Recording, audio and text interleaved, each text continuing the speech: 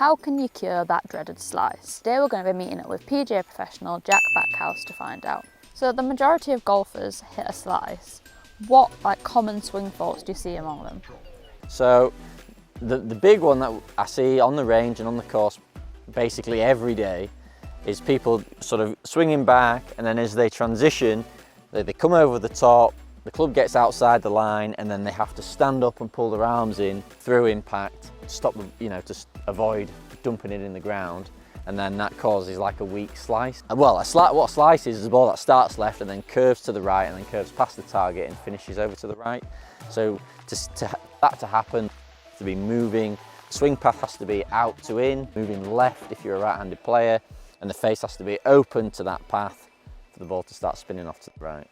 So you've mentioned from the top down what people are doing wrong. Is there things that people are doing maybe not correctly in the backswing that then leads to that kind of over the top move? Yeah, so I think a slice definitely starts in the backswing. And the thing I see and what I really believe is people don't get their hands far enough back and inside on the backswing. Yeah, so kind of behind the body. Behind them, absolutely. I think at some point people were talked a lot about keeping the club out in front of you. And I think people have misunderstood what that means. So people try and take the club out with thinking about keeping their hands in front of the chest or whatever. But for me, what keeping your hands in front means is I'm turning my chest as much as possible. I've got a huge shoulder turn, and actually my hands in front of my chest, the more I turn my chest, the more my hands get behind. So it's almost like people aren't syncing their hands with the chest move. Yeah, absolutely. Well, I just don't think people turn enough. People aren't turning the shoulders enough, and then they're definitely not reaching far enough behind them. Because if you got into a position where what people would feel is very flat, with my hands across my chest, my hands behind my right foot, actually from here, the natural thing to do would be to swing from the inside. Yeah, it's quite hard to actually come over the top from that position. It wouldn't make logical sense to get all the way back here and then come over the top, because it's such an awkward move, where for what we see most people do is they sort of swing it back to about here, they haven't turned, their arms are in front, but from here, the only natural thing to do is just to turn, swing left and carve it out to the right. So for someone with that kind of swing style, what would you be doing kind of first off to work towards getting rid of that slice? And do you have any kind of simple drills people can do at home? Yeah, so the first thing I do actually with people is I have people drop their right foot back and open their right foot out a little bit.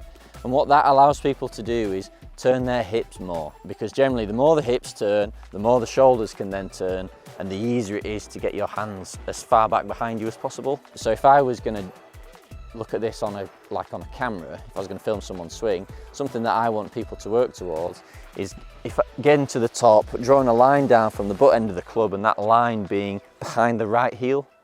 And that's a pretty good checkpoint for, you can't get back here if you haven't turned properly. So it's a pretty good thing to look for.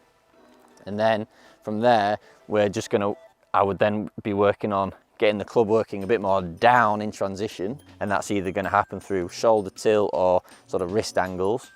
And from there, it's really easy just to push the ball right and have it come back. So some people might not have the flexibility to get in that position. Yep. What would you then do with them as an alternative?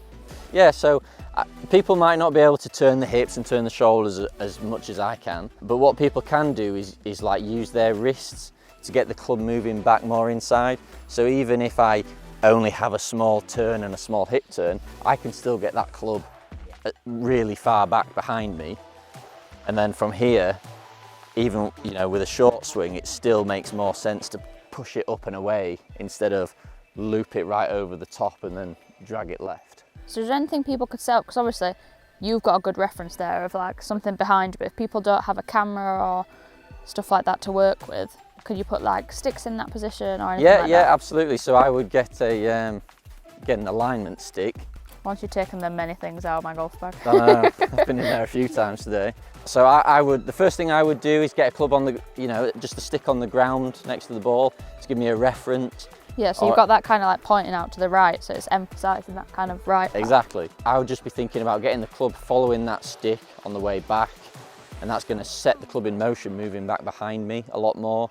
And then it's also there as a reference for the downswing to try and follow as well. If you were really brave, you could get a stick in the ground and that to give you something to swing under. Don't catch my driver on that. Yeah, no, I won't mark your driver. So that's probably like 3 or 4 feet behind the ball, sort of pointing towards my right leg. And again, just turning back and swinging underneath it, because what a lot of people do is they'll swing down and they'll clatter the stick. I was bracing myself for it Yeah, to hit then. no, I won't do it. I've seen people break the clubs doing stuff like this, so I wasn't going to do it. But any physical barrier in the way to get you moving back, getting the club behind you, and then just trying to retrace your steps back down. Something that I do quite like doing, putting a stick in the ground, probably, 10 feet in front of the ball on the target line, just to give people an idea of how far right they need to swing to send the ball out around to the right, stick, to yeah. move it around the stick. I don't think people have a very good perception of where straight is, because we stand to the side of the ball rather than looking straight down the target line.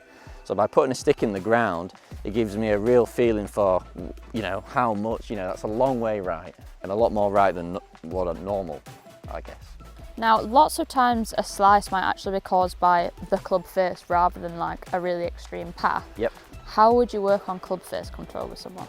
I would tinker. There's a few things that directly control the club face, and I would just, with golfers, have a play around with each of them to see what works best. So to slice the ball, the club face has to be open to the path. So to stop the ball curving to the right, we have to shut the face. So the first thing and the easiest thing to do would be just strengthen your grip on, left hand, right hand. I'm a right-handed player, so I'm going to turn my hands to the right, away from the target, and that's straight away going to shut that face more and give me a better chance of squaring it up.